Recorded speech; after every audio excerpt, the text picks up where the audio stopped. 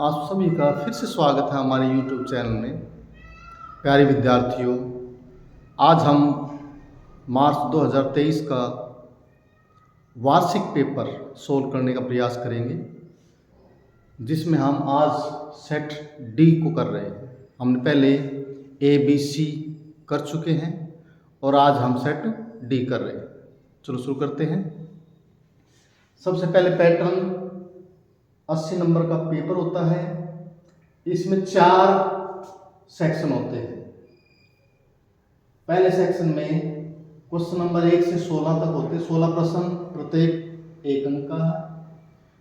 Section B में 17 से 22 तक कुल 6 प्रश्न हैं, प्रत्येक 2 अंक का है। सेक्शन सी में जो कि 23 से 30 तक है, इसमें 4 प्रश्न हैं और इसमें 8 प्रश्न हैं और प्रत्येक 4 अंक के हैं। और लास्ट जो सेक्शन है, सेक्शन डी, जो 31 से 34 तक है, उसमें 4 प्रश्न हैं और प्रत्येक प्रश्न 5 अंक का है।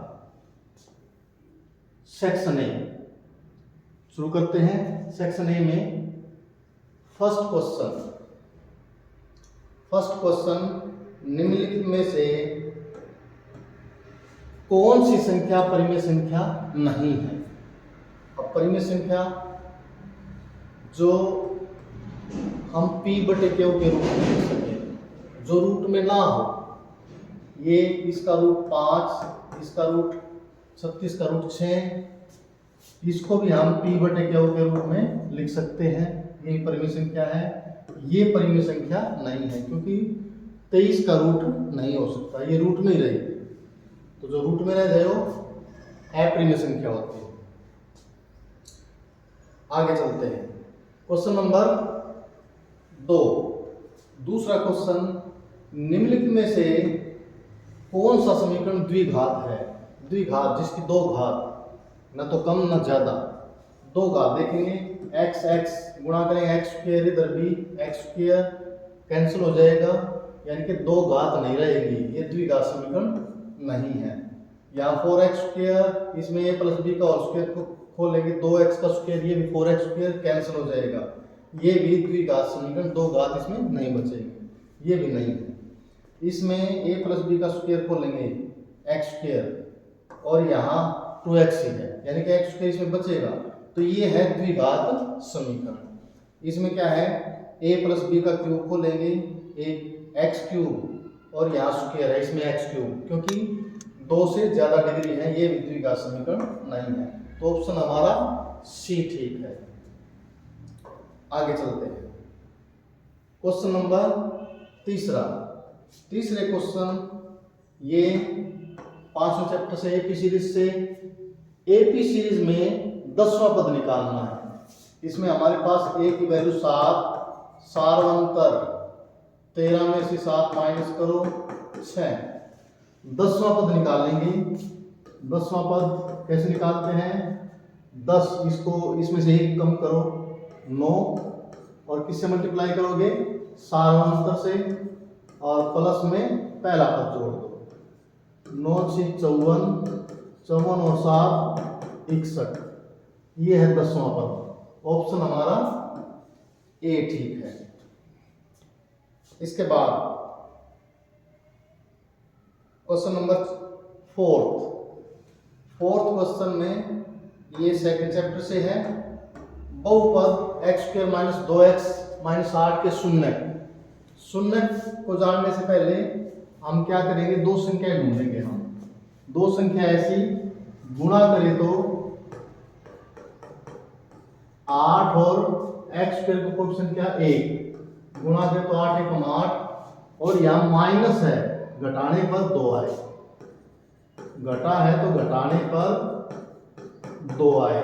यहाँ जमा होता तो जोड़ने पर ही आता। अब इसमें 2 संख्या गुणा करें तो 8 कौन से पाड़े में आता है, जो घटाने पर 2 आए, 4 दूनी 8। अब घटाने पर कहता हूं, घटाते कब है, जब दोनों 2 साइन अलग अलग होते हैं, 2 संख्या अलग अलग साइन की होती है। तो इसमें दोनों, एक प्लस की हो गई, एक माइनस की, बीच वाला क्या कहता है, यहाँ माइनस है तो बड़ी संख्या माइनस और छोटी क्या होगी फिर प्लस। अब एक्स स्क्वायर के साथ कोएफिशिएंट कुछ नहीं है, 1 है तो 1 से डिवाइड करें एज इट इज रहेगा। तो इसमें शून्य कैसे निकालते हैं हम, शून्य इन संख्याओं के साइन चेंज कर दो, -4 है तो +4, +2 है तो -2, ये है शून्य, 4 - 2, तो 4 - 2 ऑप्शन सी ठीक है हमारा। आगे चलते हैं, क्वेश्चन नंबर 5, पांचवा क्वेश्चन, ये पहले चैप्टर से है। यदि 54 और 36 का HCF 6 है तो उसका एलसीएम क्या होगा। हमें पता है कि फार्मूला हमारे पास एलसीएम इंटू HCF बराबर पहली संख्या गुणा में दूसरी संख्या, ये फार्मूला है पहले चैप्टर में। इसमें एलसीएम निकालना है, एलसीएम को एज इट इज ऐसे रखो, HCF 6 है, पहली संख्या 54 और दूसरी 336, काट दो 6 × 54, 9 की और 336 की गुणा करोगे तो क्या आएगा 3024, ऑप्शन हमारा डी ठीक है। क्वेश्चन नंबर 6, रैखिक समीकरणों के युग्म x - 2y + 5 और दूसरा 3x - 6y + 10 का हल होगा, इन चारों में से क्या होगा। तो इसमें हम कोफिशिएंट के रेशो लेते हैं, यहाँ x का कोफिशिएंट क्या है 1, यहाँ लिख लेते हैं, और इसमें x का 3, x का रेशो कोफिशिएंट का रेशो, और y का कोफिशिएंट -2 इधर बाय -6, और कांस्टेंट टर्म 5 और यहाँ है 10, ये काट दो, 2 × 6, यानी कि पहले 2 बराबर है और लास्ट वाला बराबर नहीं है। इसका मतलब है हमारे पास क्या कंडीशन आ गई, A1/A2 बराबर B1/B2 not equal to C1/C2, पहले 2 बराबर हो, पीछे वाला रेशो बराबर नहीं है। तो ये कब होता है, जब हम कोई भी हल नहीं होता, समीकरणों का कोई भी हल नहीं होता, उसमें ये फार्मूला होता है। तो ऑप्शन हमारा बी ठीक है। 7वां क्वेश्चन, 7वें क्वेश्चन में ये ट्रिग्नोमेट्री से है, 8वें चैप्टर से। 7 sec square a - 7 tan square a, इसका मान क्या होगा। हम जानते हैं कि फार्मूला जिसमें sec और tan हो, उसमें फार्मूला a की वैल्यू क्या होती है, sec square a - tan square a, और ये किसके इक्वल होती है 1 के इक्वल। अब इन दोनों में क्या है, दोनों कोफिशिएंट 7 है, इसको हम यदि 7 से मल्टीप्लाई करेंगे तो यहाँ भी 7 से मल्टीप्लाई करो, 7 × 7, तो इसकी वैल्यू क्या होगी 7। यदि फार्मूला उल्टा होता तो यहाँ -7 आ जाता। तो इसमें आप ऑप्शन क्या हमारा डी ऑप्शन है। आगे चलते हैं, क्वेश्चन नंबर 8वां, वृत्त तथा उसकी स्पर्श रेखा के उभयनिष्ठ बिंदु को क्या कहते हैं। एक वृत्त और स्पर्श रेखा का जो है उभयनिष्ठ बिंदु, उसको स्पर्श बिंदु कहते हैं, स्पर्श बिंदु ये कहते हैं। 9वां क्वेश्चन, त्रिज्या 2.8 सेंटीमीटर वाले धातु के गोले का पृष्ठीय क्षेत्रफल क्या होगा।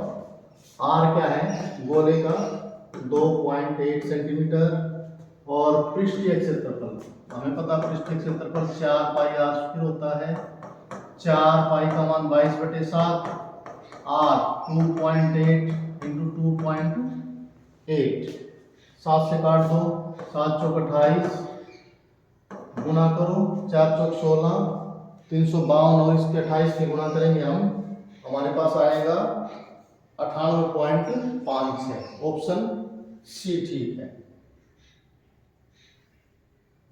10वां क्वेश्चन, थीटा वाले त्रिज्याखंड के संगत चाप की लंबाई क्या होगी। चाप की लंबाई पता हमें, फार्मूला πr θ/180। ऑप्शन क्या है हमारा? बी ठीक है इसमें। आगे चलते हैं 11वां क्वेश्चन। 11वें क्वेश्चन में ये भी एपी सीरीज से है। यदि किसी एपी का तीसरा और 7वां पद क्रमशः 5 और 9 है तो उसका 11वां पद क्या होगा? एपी में तीसरा पद है हमारे पास, तीसरा पद 5 और 7वां पद है ये 9 है, और हमने निकालना 11वां पद। कोई भी पद निकालना हो उसके लिए हमें सारवंत चाहिए और पहला पद चाहिए।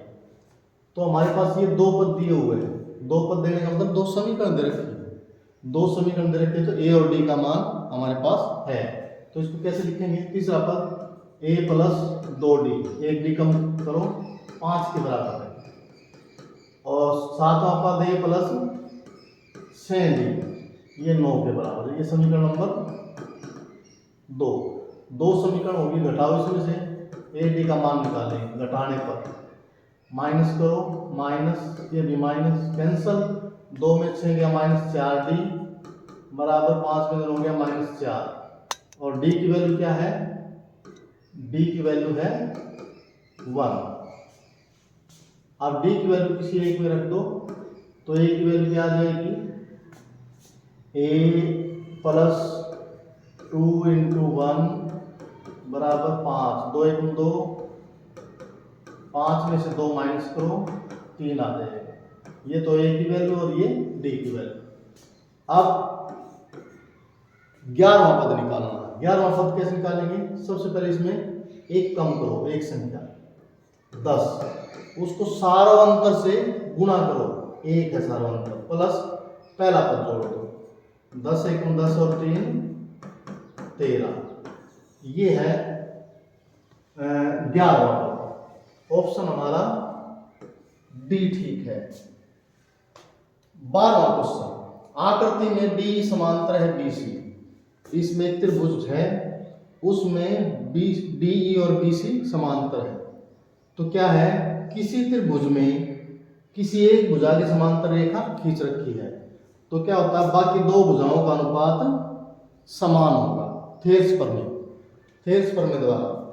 तो इसमें एक जो साइड जो पार्ट दे रखे हैं उसको ध्यान से देखो, 1.8 और 5.4, इनके 18 3 54, 3 गुना है, तिगुना है।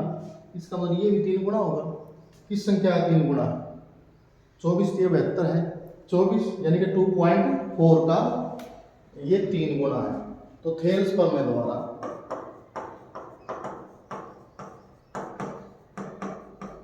द्वारा जो AD है उसकी वैल्यू क्या होगी? देखो इसमें 3 गुना कौन संख्या होती है जिसका 3 गुना 7.2 है, 3 गुणित 6 3 चौक 12, यानी कि 2.4 का यदि हम 3 गुना करेंगे तो ये आएगा। तो AD की वैल्यू 2.4। क्वेश्चन नंबर 13वां क्वेश्चन। 13वें क्वेश्चन में यदि एक बिंदु P से O केंद्र वाले किसी वृत्त पर PAPB स्पर्श रेखाएं परस्पर 60 डिग्री कोण पर झुकी हो तो POA किसके बराबर होगा? ये कुछ इस प्रकार की आकृति है, और इसमें बिंदु P यहाँ और बाह्य बिंदु से 2 स्पर्श रेखाएं खींच रखी है।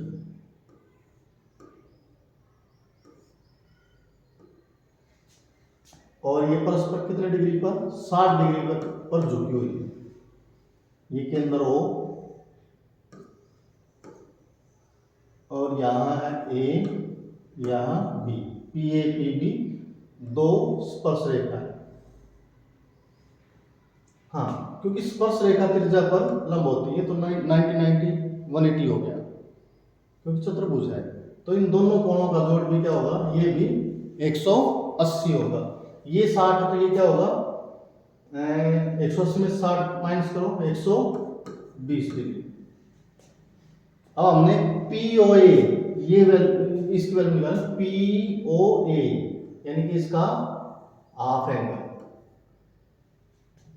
ये दोनों त्रिभुज क्या है, सर्वांग है, तो ये सभी भाग इसके बराबर होंगे, ये एंगल और ये एंगल इक्वल होंगे। तो ये है आधा, 120 का आधा है 60 ऊपर और 60 नीचे। इसका मतलब क्या है, POA ये कितने डिग्री का है, 60 डिग्री का। ऑप्शन बी ठीक है।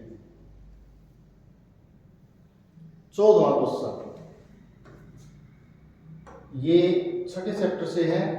यदि दो समरूप त्रिभुजों की संगत भुजाएं 4:9 के अनुपात में है तो इन त्रिभुजों के क्षेत्रफलों का अनुपात क्या होगा। त्रिभुजों के क्षेत्रफलों का अनुपात,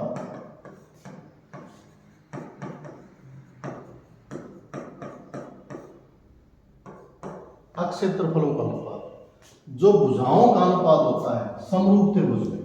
समरूप त्रिभुज कंडीशन ये है कि समरूप त्रिभुज समरूप होनी चाहिए। तो संगत जो भुजाओं का अनुपात होता है तो क्षेत्रफलों का अनुपात उनका स्क्वायर करेंगे, भुजाओं का वर्ग कर देंगे। 4 का वर्ग 16, 9 का 81।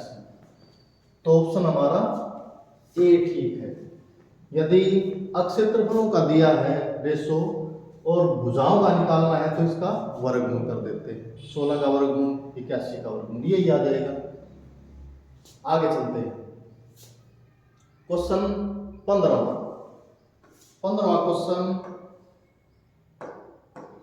बिंदुओं 3, 1 और 8, 6 के बीच की दूरी, इन दोनों बिंदुओं के बीच की दूरी निकालनी है।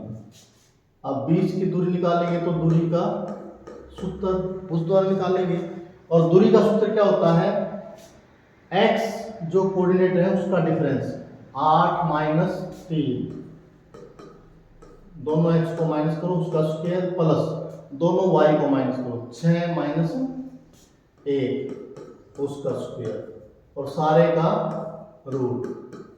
ये 5 बच गया, 5 का स्क्वायर, यहाँ भी 5 का स्क्वायर, सारे का रूट 5 का स्क्वायर 25, ये भी 25, 25 25 जोड़ दो 50, 50 को 5√2। तो ये है ऑप्शन हमारा डी ठीक है। 16वां क्वेश्चन, 16वें क्वेश्चन में उस बिंदु के निर्देशांक जो बिंदुओं 4 -1 और -2 -3 को जोड़ने वाले रेखाखंड को आंतरिक रूप से 1:2 के अनुपात में विभाजित करता है। क्या है इस प्रकार, क्या करती है इसमें, ये दो बिंदु, एक तो ए मान लो और एक बी, ये ए है और ये बी। एक बिंदु के निर्देशांक निकालने हैं जो इस रेखाखंड ए बी को मिलाने वाला जो रेखाखंड है उसको 1:2 में विभाजित करता है। ये बिंदु सी सपोज करो। तो ऐसे है क्वेश्चन। तो सी के कोऑर्डिनेट कैसे निकालेंगे निर्देशांक, पहले इस रेशो को लिखो 1:2। हमने रेशो सीधा लिख लिया, पॉइंट ऑफ उल्टा करके लिखो, ए बी है ना, बी ए लिख दो, -2 और -3 ये पहले, और 4 -1 ये बाद में। तो सी के कोऑर्डिनेट कैसे निकालोगे, एक की मल्टीप्लाई इससे करनी है और 2 की इससे करनी है, चाहे x की वैल्यू निकालनी हो चाहे y की वैल्यू। तो x की वैल्यू निकालोगे, पहले -2 की 1 से करो, 2 एकम 2 -2, इसमें भी x की मल्टीप्लाई करो, 4 दूनी 8 बटे दोनों अनुपात का जोड़। अब y की वैल्यू निकालोगे, -3 को 1 से करो -3 और इधर 2 -1 -2 और बटे में दोनों अनुपात का जोड़। 8 में 2 गया 6/3 और ये -5/3 काट दो, तो 2 और -3 ये हमारा पॉइंट ये है, ऑप्शन सी ठीक है। आगे चलते हैं। हमारा जो सेक्शन ए हो चुका है, अब सेक्शन बी शुरू कर रहे हैं। वो एक एक नंबर के थे, अब दो दो नंबर के शुरू हो गए। सेक्शन बी का जो पहला क्वेश्चन है, दर्शाइए कि 4 प्लस वर्गमूल 5 एक अप्रिमेय संख्या है। ये पता तो हमें अप्रिमेय संख्या है, लेकिन ये दिखानी, सिद्ध करनी है, तो हम इसको उल्टा मान के चलेंगे। सबसे पहले माना 4 प्लस वर्गमूल 5 एक परिमेय संख्या है, परिमेय संख्या है। तो परिमेय संख्या है तो इसको हम P बटे Q के रूप में लिख सकते हैं।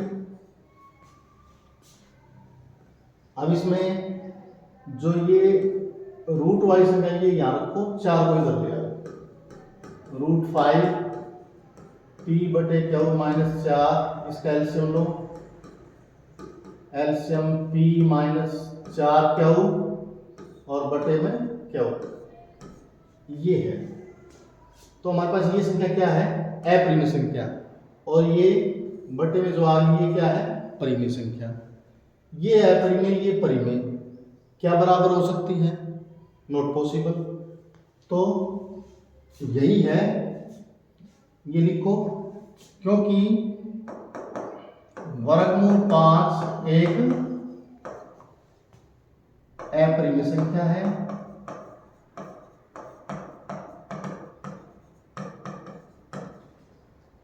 तथा P माइनस 4Q बटे Q एक परिमेय संख्या है। तो अपरिमेय और परिमेय संख्या बराबर नहीं हो सकती, परंतु ये असंभव है। अतः हमारी कल्पना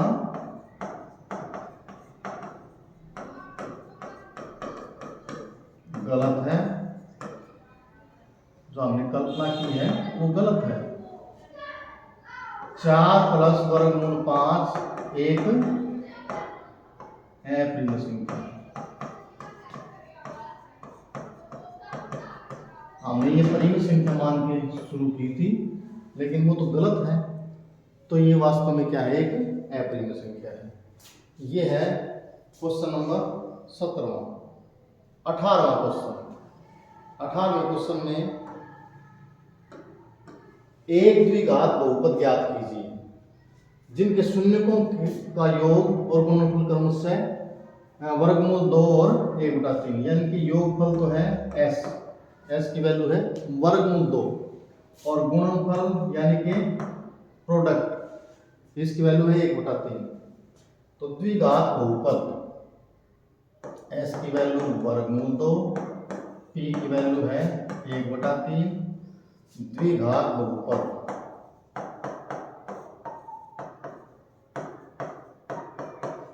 ये formula x² minus sx plus p, द्विघात बहुपद।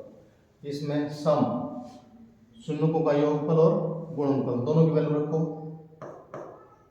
x² s की वैल्यू वर्गमूल 2x, p की प्लस 1/3। 3 लघुत्तम है, बटे में है, सभी के लघुत्तम से गुणा कर दो, 3 से गुणा करो, 3x², 3 की गुणा करोगे 3 वर्गमूल 2x और यहाँ 3 कैंसिल हो जाएगा 1। ये है द्विघात बहुपद जिसके शून्यकों का योगफल वर्गमूल 2 और गुणनफल है 1/3। क्वेश्चन नंबर 19वां क्वेश्चन प्रायिकता से।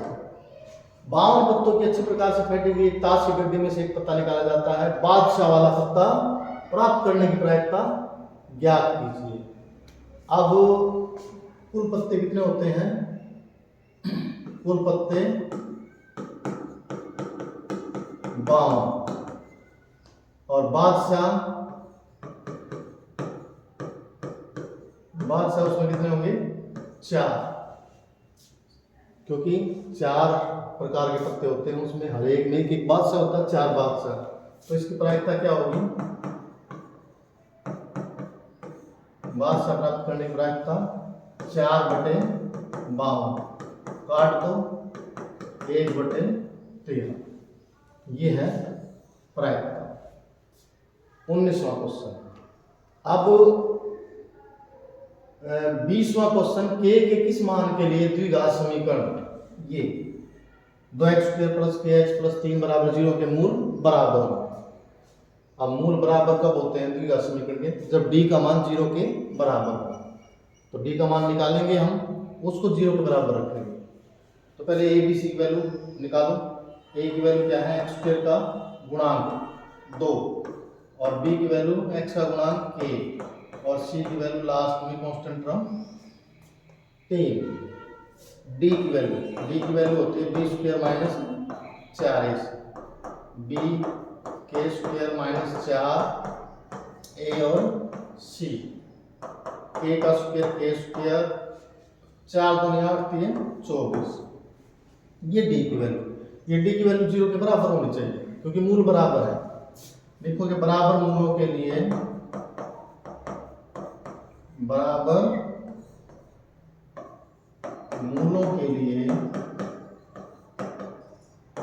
d बराबर 0, d की वैल्यू है k² - 24 बराबर 0।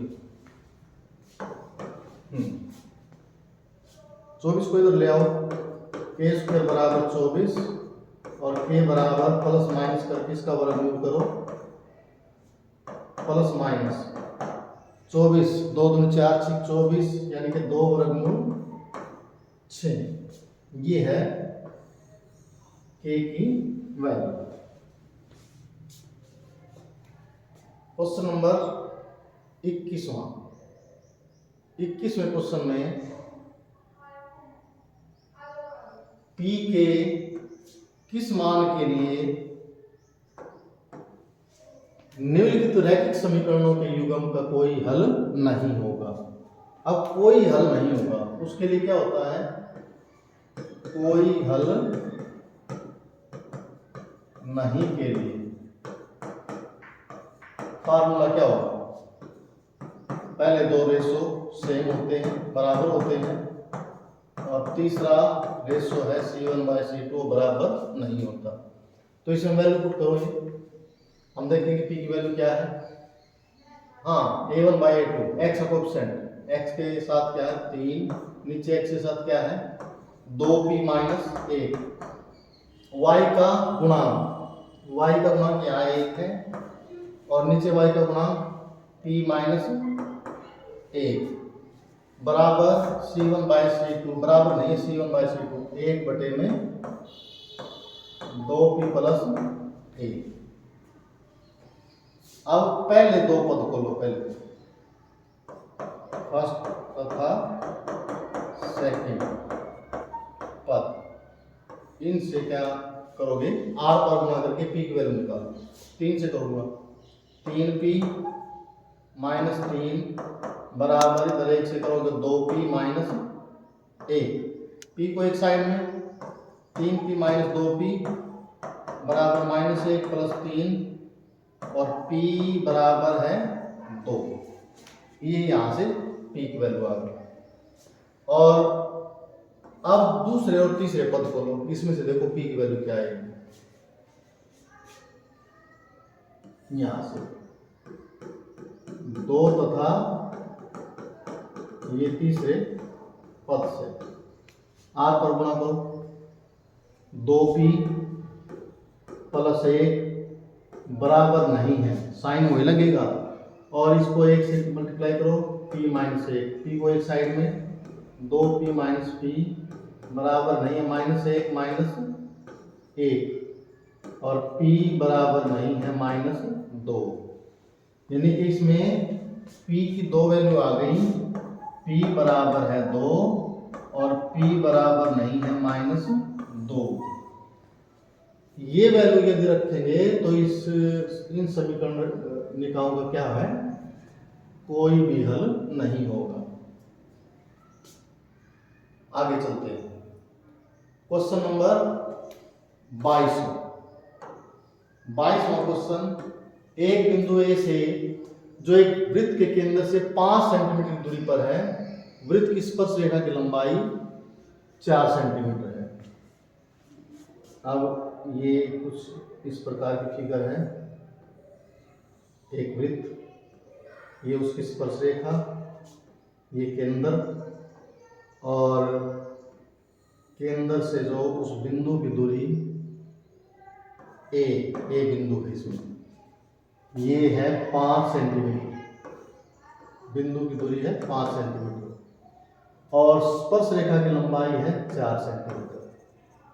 वृत्त की त्रिज्या ज्ञात करनी, त्रिज्या, ये केंद्र, ये ए और यहाँ बी, ये 90 डिग्री का होता है। क्यों? क्योंकि स्पर्श रेखा त्रिज्या पर लंब होती है, यानी को स्पर्श रेखा की लंबाई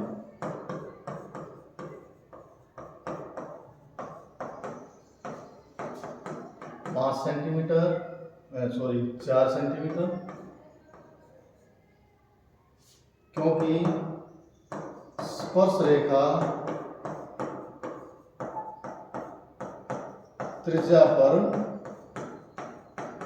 लंब होती है, लंब होती है, तो ये समकोण त्रिभुज होगी, और समकोण त्रिभुज में दो भुजाएं हमारे पास हैं,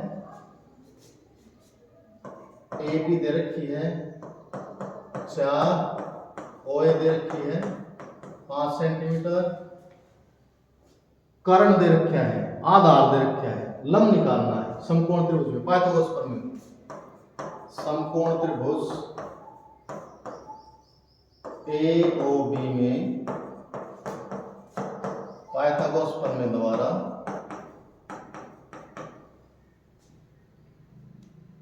कर्ण का वर्ग, या सीधा निकाल लो, त्रिज्या, त्रिज्या बराबर कर्ण में से आधार घटा दो, 5 का स्क्वायर माइनस 4 का स्क्वायर, और सारे का रूट, 25 माइनस 16, ये 9 का रूट है 3 सेंटीमीटर, वृत्त की त्रिज्या है 3 सेंटीमीटर। क्वेश्चन नंबर 23वां, अब सेक्शन सी शुरू हो जाता है, 4 नंबर का है ये। तो 23 में पहला जो क्वेश्चन है सी सेक्शन में, 23वां क्वेश्चन, 3 अंकों वाली कितनी संख्या है 5 से विभाज्य है। अब 3 अंकों वाली जो संख्या है वो पहली संख्या क्या होगी, छोटी छोटी 100 है 3 अंकों वाली, लेकिन 5 से भाग होने वाली वो है, पता हमें 105, 5 दूनी पहली संख्या यही है, पहली संख्या यही है। तो एपी क्या होगी, एपी हमारे पास है पहली संख्या 100, दूसरी 105, तीसरी 110, और लास्ट वाली यदि हम बड़ी से बड़ी संख्या है हमारे पास 999, इसको 5 से करेंगे, 5 एकम 5, 4, 5 नी 45, फिर 4, यहाँ क्या आ जाए जिससे कि 5 के टेबल में इसका मतलब क्या आना चाहिए यहाँ 5, तो क्या होगा 995, ये बन गया हमारे पास एपी सीरीज। इसमें पहला पद क्या है 100, और सारा अंतर 5, और ये लास्ट वाला क्या है एनवा पद 995, और निकालना क्या हमने, कितनी संख्याएं हैं, एन की वैल्यू निकालना, ये है क्वेश्चन। अब थोड़ी देर के लिए इस क्वेश्चन को हम भूल जाएं, क्योंकि जगह नहीं है हमारे पास, इसको यहाँ करेंगे, ये स्पेस है। अब जिसकी वैल्यू दे रखी है उसको फार्मूले के बराबर रखो, a plus n minus 1 into D, और ये किसके बराबर है 995 के बराबर, a की वैल्यू पुट करो इसमें, 100 plus n minus 1 into D, 5 बराबर 995। अब इसमें 100 को इधर माइनस करो, n माइनस 1, 5 बराबर 995 माइनस 100, n माइनस 1 माइनस करोगे 895, 5 गुणा में तो भाग हो जाएगा, 5 से काट दो, 5 एकम 5, 3, 5 7 35, 4, 5 दिन 45, n की वैल्यू निकालोगे 179 और माइनस है इधर आगे प्लस हो जाएगा, n की वैल्यू आ गई 180। तो ये है, तो कितनी संख्या है जो 5 से भाग हो जाती है अंकों वाली? 180 है। अगला क्वेश्चन ये है 24वां, प्रायिकता से है, 15 चैप्टर से। एक थैले में 3 लाल और 5 काली गेंद है, तो कुल गेंद कितनी होगी? कुल गेंद 3 लाल प्लस 5 काली, 5 और 3 8 गेंद। अब इन 8 गेंदों में से क्या निकालनी है? एक गेंद यादृच्छा होती है रैंडमली, आंख बंद करके एक निकालना। इसकी क्या प्रायिकता होगी कि गेंद लाल है, लाल कितनी है हमारे पास? 3। अब इसकी प्रायिकता क्या होगी? लाल गेंद की प्रायिकता, लाल गेंद 3 है और बटे में टोटल 8। लाल नहीं, अब लाल नहीं, लाल तो छोड़ दो, बाकी है 5 गेंद बच गई।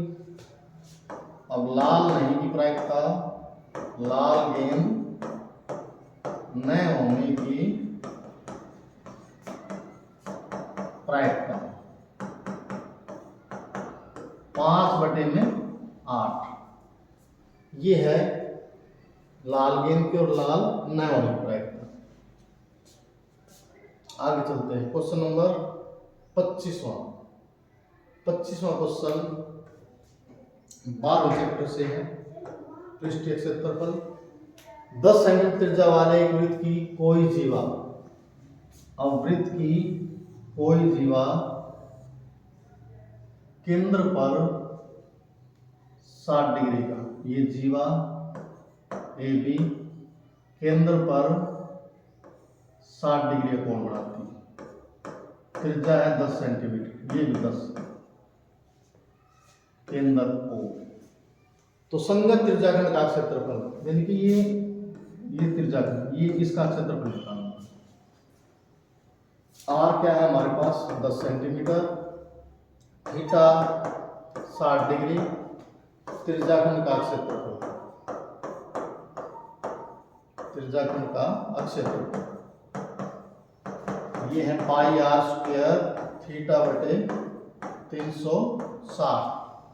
वैल्यू पुट करो इसमें, पाई 22 बटे 7, आर 10 गुना 10, थीटा 60 और बटे में 360। काटो इसको, 0 से 0 कैंसिल, 6 6 36, 2 तिया 6 और 2 11। अब 11 को 10 से और फिर 10 से 2 0 और बढ़ा दो, 1100 बटे में 7 तिया 21 वर्ग सेंटीमीटर। ये है त्रिज्याखंड का क्षेत्रफल। क्वेश्चन नंबर 25वां। इसके बाद क्वेश्चन नंबर 26वां क्वेश्चन, ये कुछ पेज टेढ़ा हो गया, चलो करते हैं फिर भी। यदि हम अंश में एक जोड़ दें तथा हर में एक घटा दें तो भिन्न एक में बदल जाती है, और यदि हर में केवल एक जोड़ दे तो यह 1/2 हो जाती है, वह भिन्न ज्ञात कीजिए। तो भिन्न मान लेंगे, माना भिन्न x बटे y, ये तो प्रश्नानुसार पहली शर्त अनुसार क्या है? अंश में एक जोड़ दें, अंश में एक जोड़ दें और हर में से एक घटा दें तो भिन्न एक में बदल जाती है, 1/1 आर पर गुणा करो, x प्लस 1 और बराबर y माइनस 1, x y को इधर x minus y minus 1 x minus y बराबर -2, समीकरण नंबर 1। अब दूसरी कंडीशन क्या है, यदि हर में केवल एक जोड़ दे, हर अंश में कुछ नहीं करना, हर में एक जोड़ दे तो भिन्न 1/2 हो जाता है। इसमें भी आर पार गुणा करो, 2x बराबर वाई प्लस 1, x और y को इधर ले आओ बराबर 1, समीकरण नंबर 2। ये दो समीकरण आ गई, इसमें से x y की वैल्यू विलोपन विधि से निकाल लो, क्योंकि इसमें y y बराबर है, गुणा करने की जरूरत नहीं, रखो एक दूसरे के ऊपर, x माइनस वाई बराबर -2 और दूसरी समीकरण है 2x माइनस वाई बराबर 1। अब इसको क्या करोगे, घटाने पर साइन चेंज करोगे माइनस, ये माइनस है तो प्लस और ये minus, y cancel, x minus 2x minus x, -2 -1 -3, minus से माइनस कैंसल, x की वैल्यू आ गई 3। अब x की वैल्यू किसी एक में रख लो, नंबर 1 से, नंबर 1 से रखो, x माइनस वाई यानी कि 3 माइनस वाई बराबर -2, माइनस वाई बराबर -2 -3, माइनस वाई बराबर -5, माइनस से माइनस कैंसल, y बराबर 5, x और y दोनों की वैल्यू आ गई, अतः भिन्न x बटे y 3/5, ये है भिन्न। 26वां क्वेश्चन। आगे चलते हैं 27वां क्वेश्चन, द्विघात समीकरण, चौथे चैप्टर से है ये। निम्न द्विघात समीकरण के मूलों की प्रकृति ज्ञात कीजिए, नेचर ऑफ रूट्स। वो तो हमें डी की वैल्यू बताएगी क्या है, यदि मूल संभव हो तो हल भी कीजिए। तो इसमें हम सबसे पहले मूलों की प्रकृति जान लेते हैं। प्रकृति कौन बताएगा, डी की वैल्यू, डी की वैल्यू निकालेंगे। हाँ, ए की वैल्यू क्या है, एक्स स्क्वायर कोएफिशिएंट 9 और x का ये है b की वैल्यू और लास्ट में क्या है c की वैल्यू।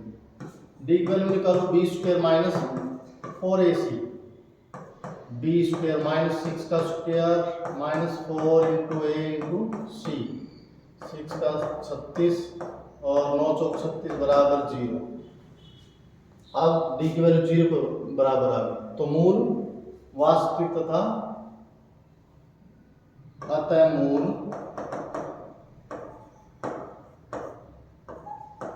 वास्तविक तथा बराबर, यानी कि मूल संभव है, बता दी वास्तविक और बराबर भी आएंगे दो मूल, यानी कि संभव है, मूल संभव है। तो ज्ञात भी करने हैं। ज्ञात कैसे करोगे, इसमें द्विघात फार्मूले से ज्ञात कर लो, -b प्लस माइनस वर्गमूल b स्क्वायर माइनस 4ac बटे में 2a माइनस b की वैल्यू माइनस से माइनस माइनस प्लस होगा, 6 प्लस माइनस d की वैल्यू क्या है, b square minus 4ac 0 by 2 into a 9, 6 plus minus 0 और 9 दूनी 18। x की वैल्यू एक बार प्लस लो एक बार माइनस, तो दोनों स्थितियों में क्या आएगी, x की वैल्यू 6/18 यानी कि 1/3, ये वैल्यू होगी x की, क्योंकि दोनों मूल इसमें बराबर, डी की वैल्यू 0 है तो दोनों मूल बराबर आए। ये क्वेश्चन नंबर 27वां। 28वां क्वेश्चन,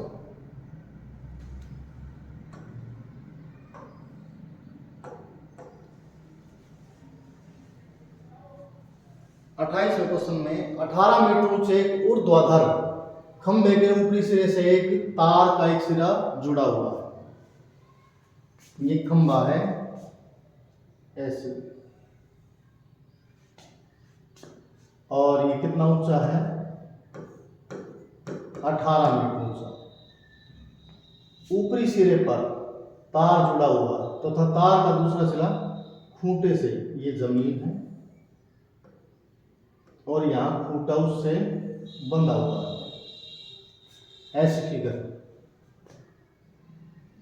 खंबे के आधार से, खंबा उसका आधार ये है, उसके आधार से खूंटे को कितनी दूरी पर, यानी कि ये जो दूरी हम नाम लिख लेते हैं ए बी और सी, ये भी दूरी कितनी दूरी पर गाड़ा जाए कि तार तना रहे, जबकि तार की लंबाई कितनी है 24 मीटर।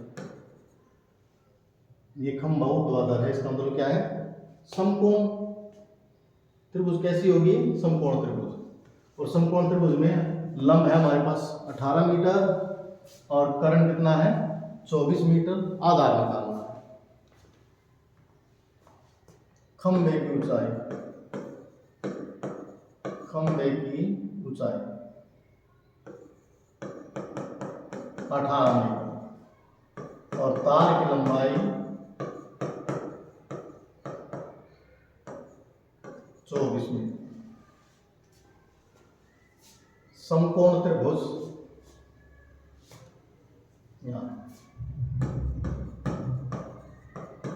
समकोण त्रिभुज एबीसी में पाइथागोरस नियम द्वारा आधार निकालना है। ए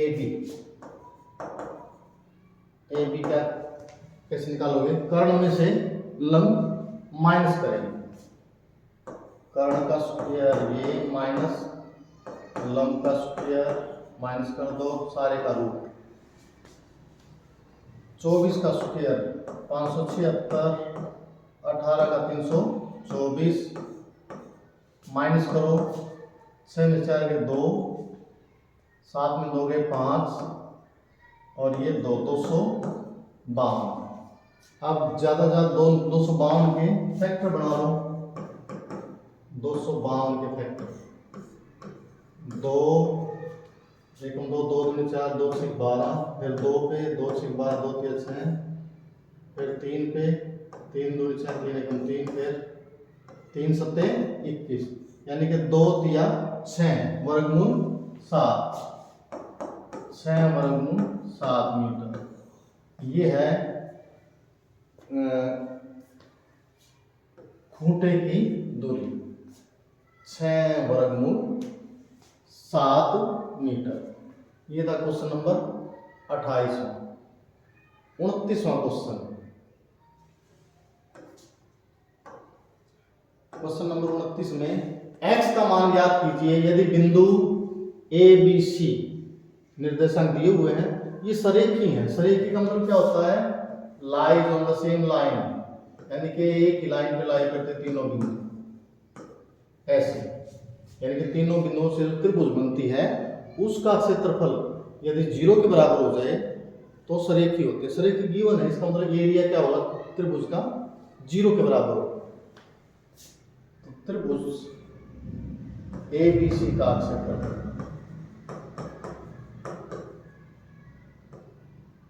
ये है 1/2, फार्मूला लिखिए पहले, x1 y2 minus y3 plus x2 y3 minus y1 plus x3 y1 minus y2। ये है त्रिभुज का अक्ष क्षेत्रफल, ऐसे निकालते हैं। इसको हम थोड़ा आसान बनाने के लिए इसको एक टेबल के रूप में लिखेंगे। तीनों पॉइंटों को लिखो। पहला पॉइंट ए 7 - 2, दूसरा पॉइंट 5 1, तीसरा है 3x, और जो पहला पॉइंट है उसको रिपीट कर दो, पहला जो बिंदु है उसको दोबारा लिखो। तो ये पॉइंट इनकी मल्टीप्लाई करोगे तो ऐसे कैसे, साइन चेंज नहीं करना, ऐसे कैसे मल्टीप्लाई, और इसकी मल्टीप्लाई करोगे तो उसके आगे माइनस लगानी, यानी कि उसके साइन उल्टे करने हम। तो एरिया निकालो। पहले 7 एकम 1/2 एज इट इज, 7 एकम 7, 5 को x से करोगे प्लस 5x, 3 को -2 से करो, -3 दूनी 6। अब इसकी ऊपर वाली होगा, क्योंकि एक लाइन में 2 पॉइंट आने चाहिए।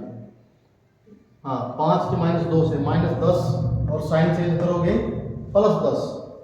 3 के 1 से करोगे 3 प्लस का है, 3 एकम 3, हमने साइन उल्टे करने -3। 7 के 1 से +7x और उल्टा करोगे -7x। ये है एरिया 1/2। x कितने हैं, 5 में 7 गए माइनस के 2x। संख्या 7 जमा की और 6 और 3 9 माइनस, तो माइनस के 2 बच गए। अब ये जो एरिया है ये किसके बराबर होना चाहिए, 0 के बराबर, क्योंकि सरेख ही है। क्योंकि ए बी सी सरेखी है, इसलिए area of A B C किसके बराबर होगा, 0 के बराबर। तो कोई एरिया 0 के बराबर, 1/2 -2x -2 बराबर 0। माइनस बराबर 0 ये कॉमन है, वो खत्म हो जाएगा। -2x -2 is equal to 0, -2x is equal to 2 और x इज इक्वल टू क्या होगा, 2/-2 -1। तो x की वैल्यू क्या होगी, -1, जिससे कि तीनों बिंदु सरेखी हो जाएगी। ये था क्वेश्चन नंबर 29वां। 30वां क्वेश्चन, क्योंकि ये जब इसकी फोटो पिक्चर ली होगी ना, इसमें पेज थोड़ा टेढ़ा हो गया, तो कोशिश करते हैं इसको एडजस्ट करने की।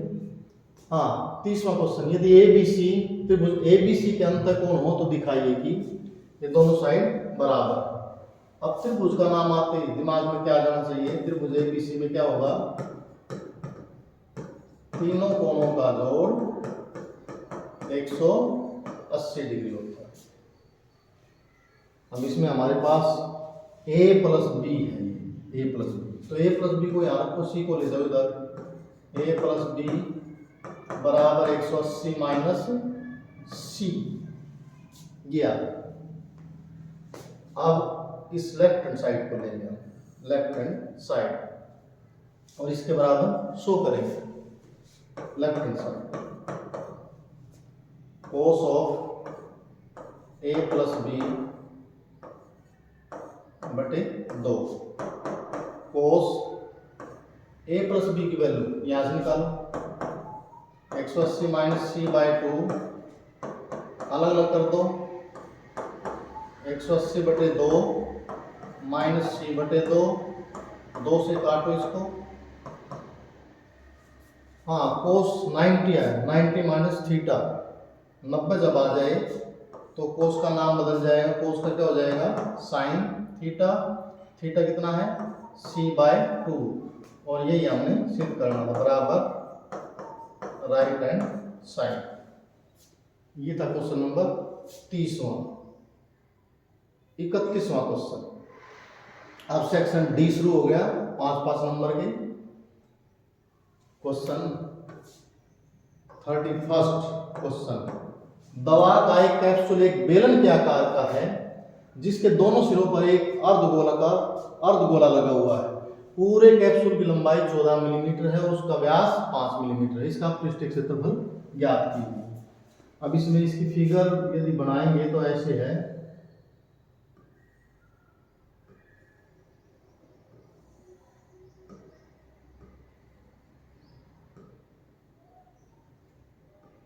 ये है बेलनाकार पार्ट और उसके ऊपर अर्धगोला लगा हुआ है। ये इस प्रकार का कैप्सूल है। इसकी कुल लंबाई यहां से यहां तक, ये लंबाई 14 मिलीमीटर और इसका व्यास ये भी यहां से यहां तक, ये 5 मिलीमीटर है। इसका पृष्ठीय यानी कि वक्र पृष्ठ जो बाहर से दिखाई दे रहा है वो का क्षेत्रफल निकालना है। कैप्सूल की कुल लंबाई,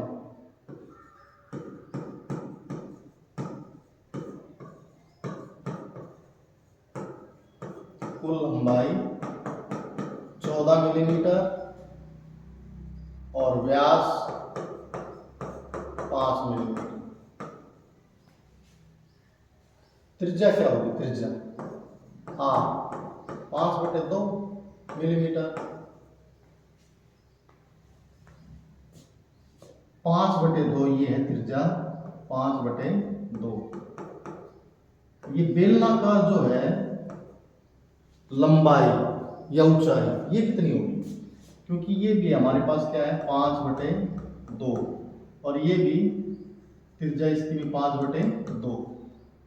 5 का आधा 5 का पूरा 5 हो जाएगा। ये ढाई इधर पूरा 5 माइनस कर दो 14 में से, ये बाकी कितना रह जाएगा? 14 में से 5 गया 9 मिलीमीटर। बेलन की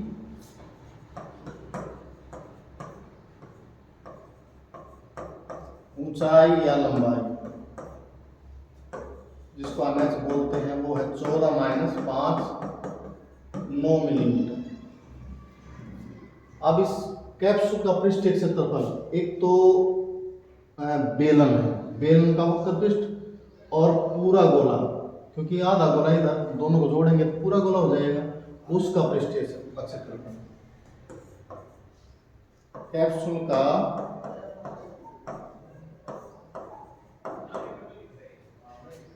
पृष्ठीय क्षेत्रफल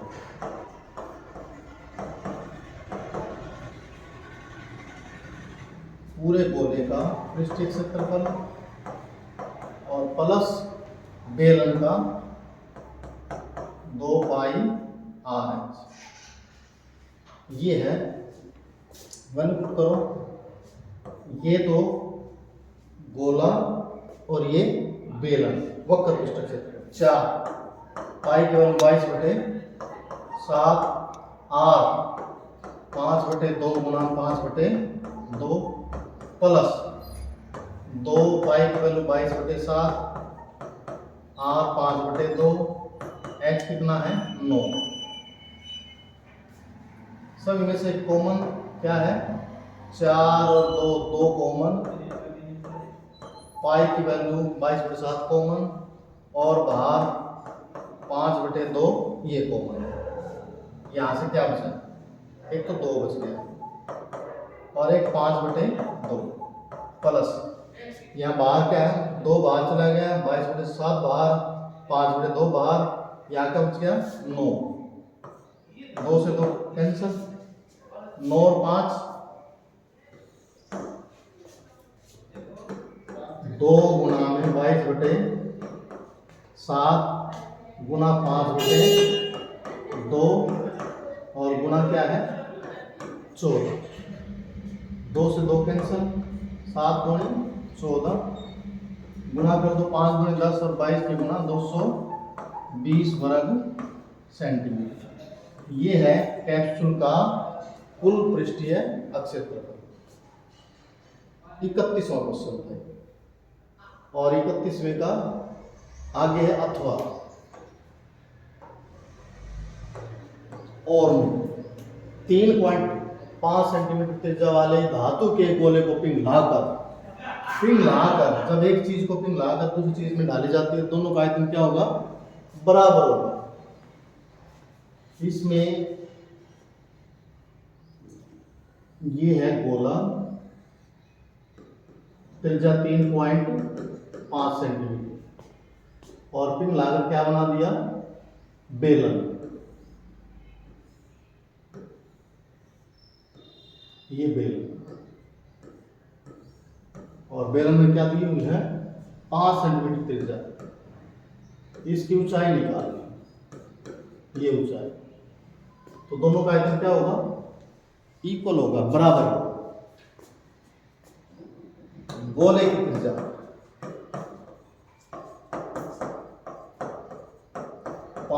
3.5 सेंटीमीटर। पॉइंट हटाओ, 5 सत्ते 35, 5 दूनी 10, 7/2 सेंटीमीटर। बेलन की त्रिज्या ये है हमारे पास 5 सेंटीमीटर और ऊंचाई को मान लो, माना बेलन की ऊंचाई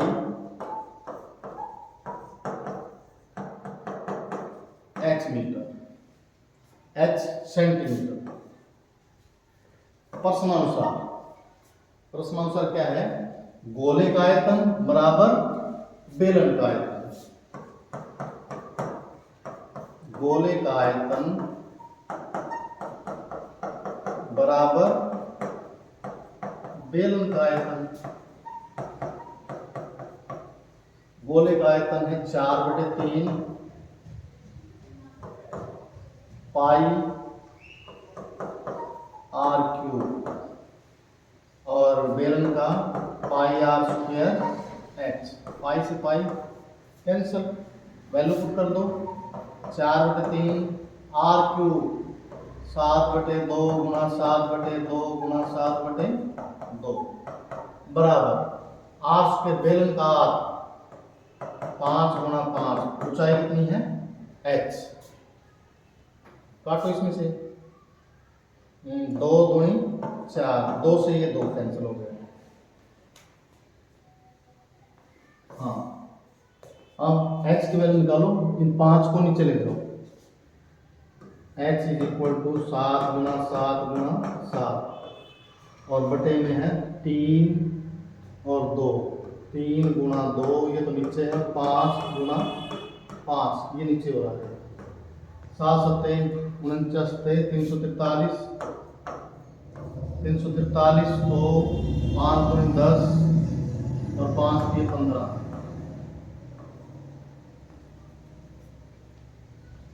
150 सेंटीमीटर। ये है बेलन की ऊंचाई। ये था क्वेश्चन नंबर 31वें का अथवा 32वां क्वेश्चन। 32वें क्वेश्चन में निम्नलिखित सारणी किसी मोहल्ले के 25 परिवारों में भोजन पर हुए दैनिक व्यय को दर्शाती है। भोजन पर हुआ माध्य व्यय ज्ञात कीजिए। अब माध्य निकालना, इसमें माध्य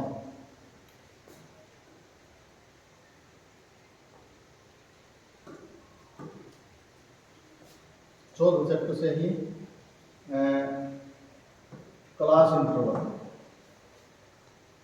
वर्ग अंतराल दे रखे हमें 100 से 150, 150 से 200,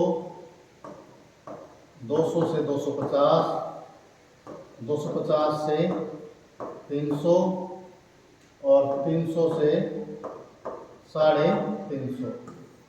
एक लाइन हम छोड़ देते हैं मध्यमान के लिए, यानी कि बीच की वैल्यू के लिए। और फिर f की वैल्यू क्या दी हुई है? f की वैल्यू यहाँ लिख लेते हैं। f की वैल्यू है 4 और 5, 12, 2 और 2, क्योंकि इसका जोड़ हमारे पास कितना है 6, 5, 11, 11, 4, 15, हासिल 1, 2, 25 है इसका जोड़। अब मध्यमान निकालो। निम्न सीमा और ऊपरी सीमा दोनों को जोड़ो और आधा करो। 150, 100, 250, आधा करोगे 125। हाँ, इनको जोड़ो 150, 200, 350, आधा करोगे 175। 50 का डिफरेंस है, यहाँ भी 50 बढ़ा के लिखो। 225, 275, 50 बढ़ाओगे 325। ये है मध्यमान। अब इसके दो मेथड हो सकते हैं। यदि प्रत्यक्ष विधि से करोगे तो f और x के मल्टीप्लाई कर दो और उसको जोड़ो, इससे 25 से मल्टीप्लाई डिवाइड कर दो। ये तो है प्रत्यक्ष विधि। छोटा है मल्टीप्लाई हो जाएगी, इसी से कर लेते हैं। चलो एफ एक्स 125 की 4 से करोगे 500 की, हाँ 75, 175 की 5 से, 5 बने 25, 5 होते 35 और 2 37, 5 एक 5 और 3 8, इसकी 12 से करो, 12 बने 60, 12 दूनी 24 और 6 30, 12 दूनी 24 और 3 27, 275 दूनी 550 और 325 दूनी 650, जोड़ो 0 5 5 और 5 10 और 7 17, 1 6 और 1 7, 7 और 5 12, 12 7 19 और 8 27 और 5 32, आंसर 3 और 2 5, ये है। तो इसके लिए माध्य का फार्मूला क्या होता है, माध्य या एक्स बार, ये है सिग्मा एफ एक्स बटे सिग्मा एफ, सिग्मा जोड़ एफ एक्स का जोड़ बटे एफ का जोड़, इसका जोड़ है 52 75 और बटे में 25, 25 से काट दो, 25 दूनी 50, 2 बच गए 27 हो गए, 25 से कम 25, 2 बच गए, फिर 25 से कम 25, तो हमारे पास 211, ये माध्य है। आगे चलते हैं 33वां क्वेश्चन। 33वां क्वेश्चन कंस्ट्रक्शन का है 11वें चैप्टर से। इसको हम बनाने का तरीका बताएंगे, ये आपने खुद बनानी है प्रकार पेंसिल फुटे से। हम इसमें इसको मेथड बताएंगे कैसे करना है। 5 सेंटीमीटर त्रिज्या का एक वृत्त खींचिए तथा केंद्र से 9 सेंटीमीटर दूर स्थित एक बिंदु से वृत्त पर स्पर्श रेखा युग्म की रचना कीजिए और उनकी लंबाइयां मापिए। अब इसमें क्या है, 5 सेंटीमीटर त्रिज्या का वृत्त खींच लो, 5 सेंटीमीटर त्रिज्या खोल लो और एक वृत्त खींचो।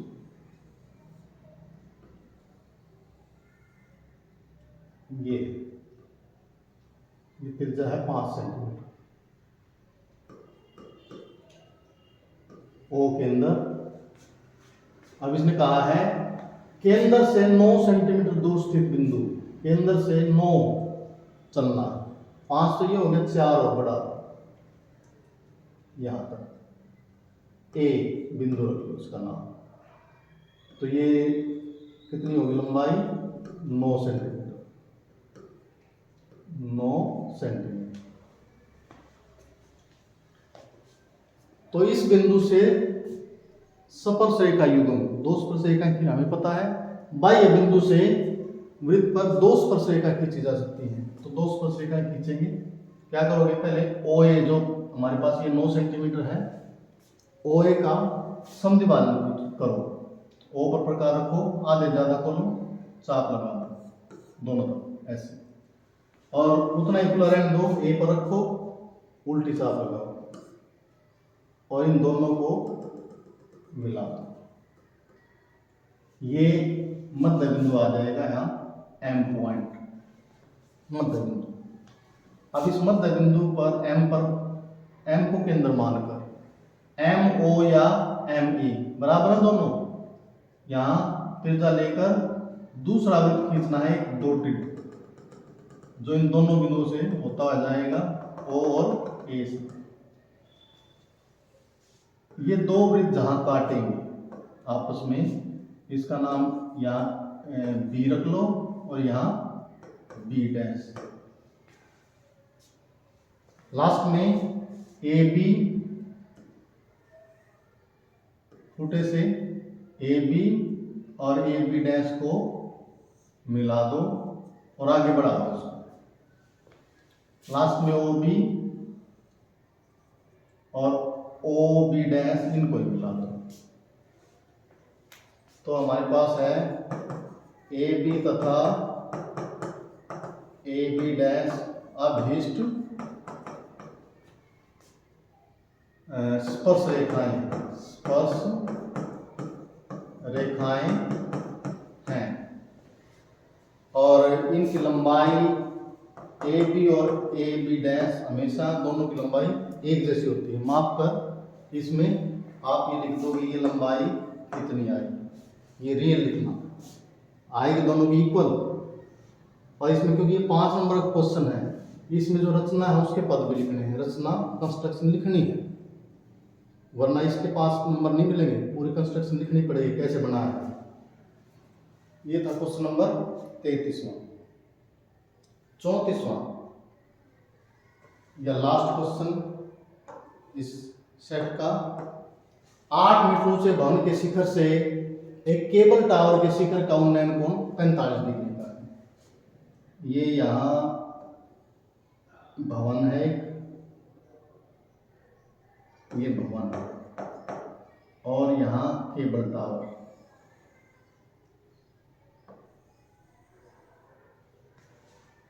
भवन और टावर 8 मीटर ऊंचा भवन है, ये भवन है 8 मीटर ऊंचा। भवन के शिखर से टावर का उन्नयन कोण, क्योंकि उन्नयन कोण नीचे से ऊपर ये होता है, ये उन्नयन कोण कितने डिग्री का है 45।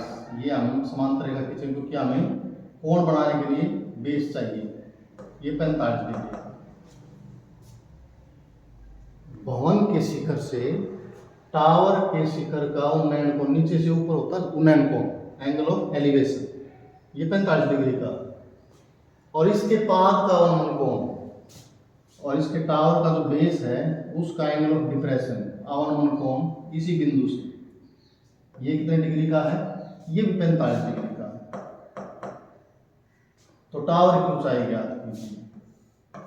तो ये टावर है, उसको हम h मीटर मान लेंगे। मेरे ख्याल में सभी को ये फिगर समझ में आ गई होगी।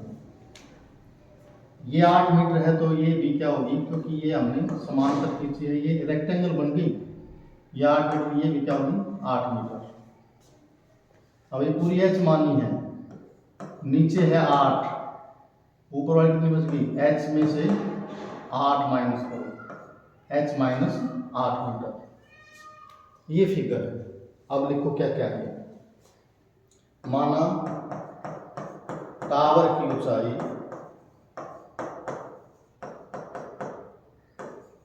h मीटर, AE और BC,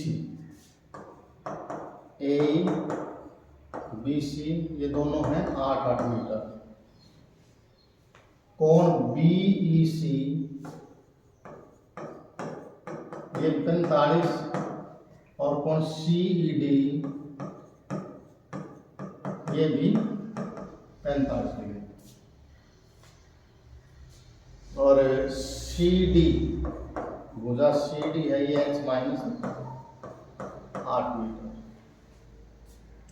अब हमारे पास 2 कोण है तो 2 समकोण त्रिभुज लेंगे।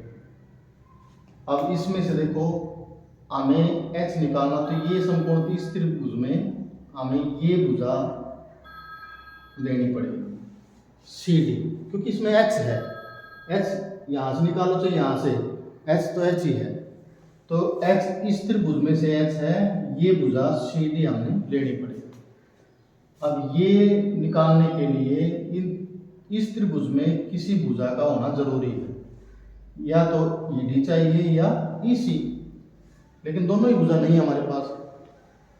तो ये भुजा ये तो आ ही नहीं सकती, ये आ सकती है, ये भुजा हम निकाल सकते हैं। कैसे? इस त्रिभुज की सहायता से, क्योंकि इस त्रिभुज के पास एक भुजा है, इस भुजा से हम इस भुजा को निकाल सकते हैं। आप पड़ोसी को कहो कि ये भुजा हमें निकाल के दे दो, इसकी सहायता से ये भुजा निकलेगी, फिर इसकी सहायता से यहाँ पहुंचेगी। BEC से शुरू करो। त्रिभुज BEC में जो भुजा निकालनी है EC वो ऊपर लिखो और जो जिसकी वैल्यू दे रखी है वो नीचे BC। क्या होगा, ये क्या बटे क्या लिख दिया हमने, आधार बटे लंब, ये होता है कोट 45। EC की वैल्यू हमें निकालनी है और बटे में इसकी वैल्यू है 8 बराबर कोट 45 1, 8 पर गुणा करो, EC 8 एकम 8 मीटर। अब इसमें हमने ये 8 मीटर निकाल लिए मुझे। अब BEC में अब ये निकालो CD, फिर भुज BEC में CD जो निकालनी है वो ऊपर और जो है हमारे पास वैल्यू जिसकी वो नीचे। क्या बटे क्या हो गया, लंब बटे आधार क्या होता है tan थीटा, थीटा है 45 डिग्री। CD की वैल्यू h माइनस 8 और ये भी 8 tan 45 1, 8 पर गुणा करो, h माइनस 8 बराबर 8 एकम 8, h की वैल्यू 8 जमा 8 कितना हो गया 16 मीटर। अतः टावर की ऊंचाई कितनी है 16। अतः टावर की ऊंचाई 16 मीटर।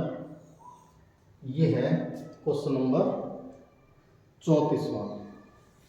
तो आज की जो सेट डी था उसमें इतना ही। तो इसी प्रकार की वीडियो के लिए हमारे चैनल से जुड़े रहें। धन्यवाद।